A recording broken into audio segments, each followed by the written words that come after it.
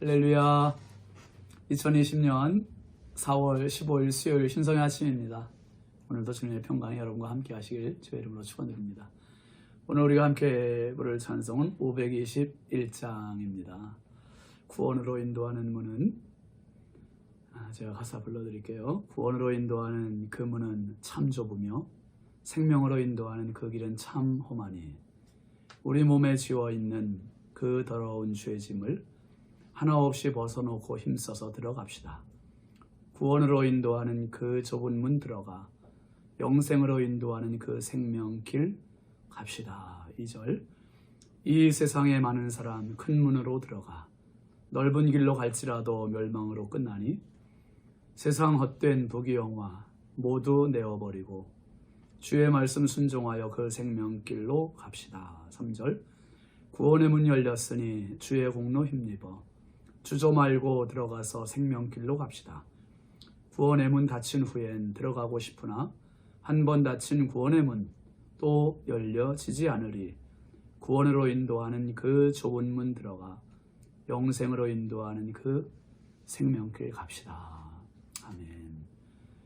우리 함께 볼 하나님의 말씀은 사무엘상 12장 19절부터 22절까지 말씀입니다. 함께 보시죠. 모든 백성이 사무엘에게 이르되 당신의 종들을 위하여 당신의 하나님 여호와께 기도하여 우리가 죽지 않게 하소서. 우리가 우리의 모든 죄에 왕을 구하는 악을 더하였나이다. 사무엘이 백성에게 이르되 두려워하지 말라. 너희가 과연 이 모든 악을 행하였으나 여호와를 따르는 데에서 돌아서지 말고 오직 너희의 마음을 다하여 여호와를 섬기라. 돌아서서 유익하게도 못하며 구원하지도 못하는 헛된 것을 따르지 말라. 그들은 헛되니라. 여호와께서는 너희를 자기 백성으로 삼으신 것을 기뻐하셨으므로 여호와께서는 그의 크신 이름을 위해서라도 자기 백성을 버리지 아니하실 것이요. 오늘 말씀 제목은 마음을 다하라입니다. 마음을 다하라. 운동 경기에서 그런 말이 있습니다. 공격이 최선의 수비다. 공격이 최선의 수비다. 축구 경기를 보다 보면 이런 경우가 있어요. A팀이 예를 들어서 한 점 차로 이기고 있는데 경기 후반으로 갈수록 자꾸 경기가 수세에 몰리는 그런 경우가 있습니다. 그 왜 그런가 이유를 분석해 보면 한 점을 뺏기지 않으려고 그냥 끝까지 지키는 데만 급급해서 수비 위주의 경기를 운영하다 보니 공이 상대방 진영으로 가지 않고 내 편에서만 계속 돕니다. 그러다가 뜻하지 않게 한 골을 먹어버려요. 그래 동점이 되잖아요. 그러면 경기가 끝나기 직전까지 이 A팀은 그걸 다시 만회해서 이기려고 공격으로 나섭니다. 공격으로 나서면서 수비에서 공격으로의 전환이 매끄럽지 못하고 그러면서 오히려 반대로 골인을 하나 더 먹게 돼서 패하는 경우를 보게 됩니다. 또 반대로 어떤 경우는 이기고 있음에도 불구하고 계속 더 적극적으로 공격을 해서 끝까지 골인을 더 많이 넣게 돼서 아주 대파하는 그런 경우도 보게 됩니다. 어떤 차이입니까? 경기를 소극적으로 운영하다 보면 안정될 것 같지만 오히려 더 수세에 몰리게 되고 경기를 망치게 될 수 있습니다. 오히려 더 적극적으로 나가면 지금 이기는 데다 더 많이 가중돼서 이길 수 있는 그러한 결과를 보게 되는 거죠. 여러분 인생도 마찬가지 아닙니까? 힘들다고 주저앉아 있고 한숨이나 쉬고 있고 포기하고 있으면 될 것도 안 돼요. 그런데 힘들지만 어렵지만 다시 딛고 일어나서 더 열심히 살다 보면 전혀 예기치 못한 길이 열리기도 하고 예기치 못했던 사람을 만날 수도 있습니다. 좋은 결과를 얻을 수도 있는 거죠. 지금 사무엘이 이스라엘 백성들을 향해 고별 설교를 합니다. 이 고별사에서 이스라엘 백성들이 지금 두려움에 벌벌 떨고 있습니다. 왜죠? 밀베는 때 생각지 않았던 우레와 비를 맞고 있어요. 이게 하나님의 심판이고 경고임을 깨닫고 있습니다. 사무엘이 하나님께 기도했더니 하나님께서 우레를 내리시고 비를 내리시고, 이 밀베는 시기에는 비가 한 방울도 내리지 않는 건기라고 말씀드렸잖아요. 오늘 19절 말씀 한번 볼까요? 모든 백성이 사무엘에게 이르되 당신의 종들을 위하여 당신의 하나님 여호와께 기도하여 우리가 죽지 않게 하소서. 우리가 우리의 모든 죄의 왕을 구하는 악을 더하였나이다. 사무엘에게 지금 부탁하고 있습니다. 뭐라고 부탁합니까? 하나님께 기도하여서 우리로 죽지 않게 해달라는 거예요. 우리가 우리의 모든 죄의 왕을 구하는 죄를 더했다, 분명히 이야기하고 있습니다. 네, 여러분, 여기서 우리가 주목해야 할 말이 있어요. 백성들이 사무엘에게 기도 부탁을 하면서 뭐라고 이야기합니까? 당신의 종들을 위하여 당신의 하나님 여호와께 기도하여, 이렇게 얘기하고 있어요. 이스라엘은 자기도 모르게 이런 말을 내뱉고 있는 거지요. 자기의 신앙이 어떤 상태를 노출시키고 있는 겁니다. 왜 자기들의 하나님이 아니고 당신의 하나님이라고 이야기합니까? 이게 이스라엘의 영적 상태였습니다. 오늘 여러분, 하나님이 누구의 하나님이세요? 목회자의 하나님이세요? 장로님들의 하나님이세요? 하나님은 오늘 당신의 하나님이심을 믿으시길 바랍니다. 이게 바르게 정립되어야 되지 않겠습니까? 나의 하나님.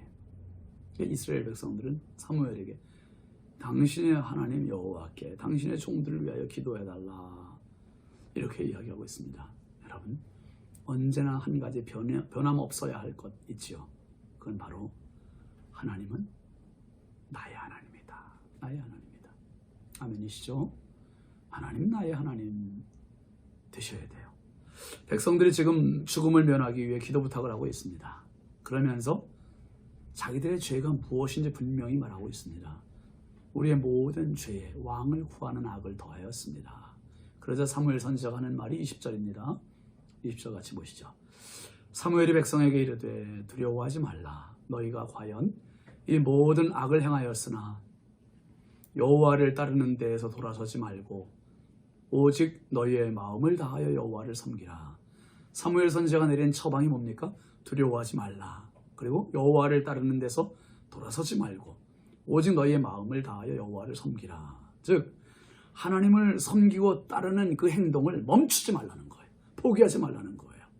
여러분, 우리가 흔히 교회에서 신앙생활 하다 보면 참 이런 모습들 많이 볼 수 있잖아요. 한 부서에서 봉사를 하다가 시험에 들어요. 시험에 들면 많은 경우에 그 봉사의 자리에서 빠져나가요. 아니면 심하면 교회를 안 나오기도 합니다. 이런 분들에게 극약 처방이 오늘 본문의 말씀이에요. 극약 처방이 뭐예요? 공격이 최선의 수비다. 어려우면 어려울수록 움츠러드는 게 아니라 더 적극적으로, 더 열심히, 더 힘있게 기도하고 봉사하고 섬기고 나아가는 거죠. 안 나오는 게 대책이 아니라, 주저앉는 게 대책이 아니라 시험에 드는 게 방법이 아니에요. 여호와를 따르는 데서 돌아서지 말래요. 당신들이 죽을 위기가 돼도 여호와를 섬기는 그것만큼은 돌아서지 말라는 거예요. 오직 마음을 다하여 여호와를 섬기라. 사랑하시는 성도 여러분, 이왕 하나님 섬기기로 한 것 끝까지 충성하실 수 있기를 바랍니다. 사실 속 편하기로 따지자면 제일 편한 데가 어딥니까, 여러분? 공동묘지 아니에요? 공동묘지. 공동묘지는 가장 편하고 아무 문제 없습니다. 거기는 코로나 바이러스도 없어요. 마스크 전쟁도 없어요. 아무 문제, 분쟁, 갈등도 없는 데가 공동묘지예요. 그런데 문제가 있다는 거는, 아픔이 있다는 거는, 시련이 있다는 거는 살아있다는 증거예요. 살아있다는 증거.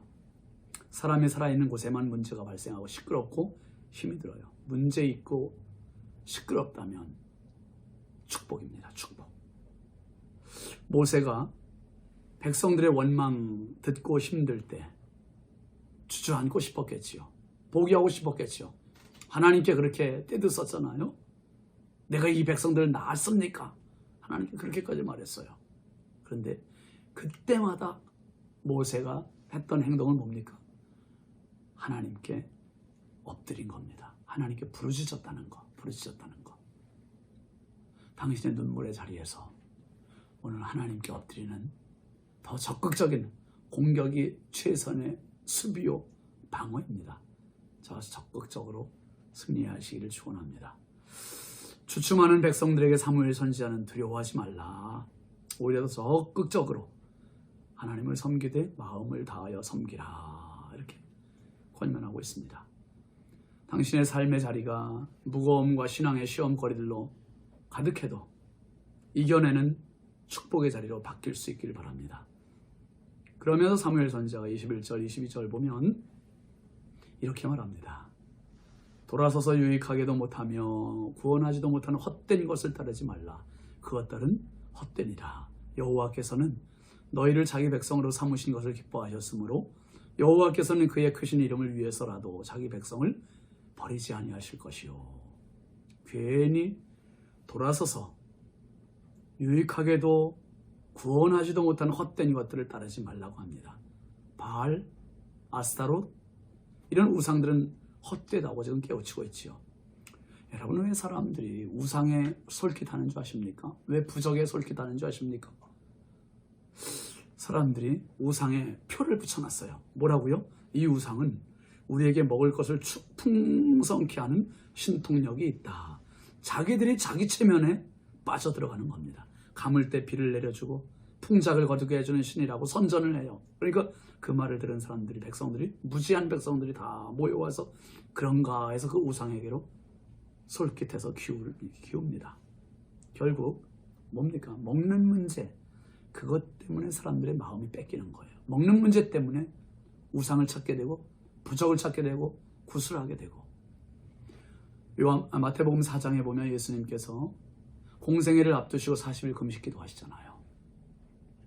광야에서 금식기도 마치시고 마귀의 시험을 받으신 예수님께서 마귀가 시험하러 올 때 예수님께서 하신 이기신 방법은 말씀이에요. 말씀. 그 중에 하나가 사람이 떡으로만 살 것이 아니요 하나님의 입에서 나오는 모든 말씀으로 산다 말씀하셨어요. 말씀으로. 성도가 살아갈 가장 큰 힘, 버팀목, 그 말씀입니다. 말씀. 지금 신성의 말씀을 듣고 은혜를 나누는 우리가 이유가 뭡니까? 우리는 영혼의 양식을 먹어야 하는 존재임을 깨닫고 알기 때문이에요. 누가복음 9장 62절 말씀에 보면 예수께서 이르시되 손에 쟁기를 잡고 뒤를 돌아보는 자는 하나님의 나라에 합당하지 아니하니라 하시니라 하셨습니다. 우리는 지금 모두 주님의 길에 접어드는 사람들입니다. 손에 쟁기를 잡은 사람들입니다. 속상해도 힘들어도 상처받아도 주를 섬기는 데 있어서 뒤로 돌아서면 안 될 사람들입니다. 뒤로 돌아서도 헛된 일이고 어차피 가야 할 길이라면 최선의 공격이 최선의 방어입니다. 훗날 주께서 우리에게 사랑하는 종아 잘했다 칭찬하시는 그런 날이 올 겁니다. 예수님 말씀하셨어요. 마태복음 7장 13절 14절 제가 읽어드리고 마칩니다. 좁은 문으로 들어가라. 멸망으로 인도하는 문은 크고 그 길이 넓어 그리로 들어가는 자가 많고 생명으로 인도하는 문은 좁고 길이 협착하여 찾는 이가 적음이라. 오늘도 승리하시기 바랍니다. 기도합시다. 거룩하신 아버지 하나님, 참 감사합니다. 저희들을 구원하실 뿐만 아니라 귀한 사명과 직임을 또 맡겨주시니 감사합니다. 이 사명을 감당해 나가면서 때로는 눈물도 나고 서러움도 있고 아픔도 있지만 주여 포기하지 않게 하옵소서. 적극적으로 믿음으로 나아가게 하여 주옵소서.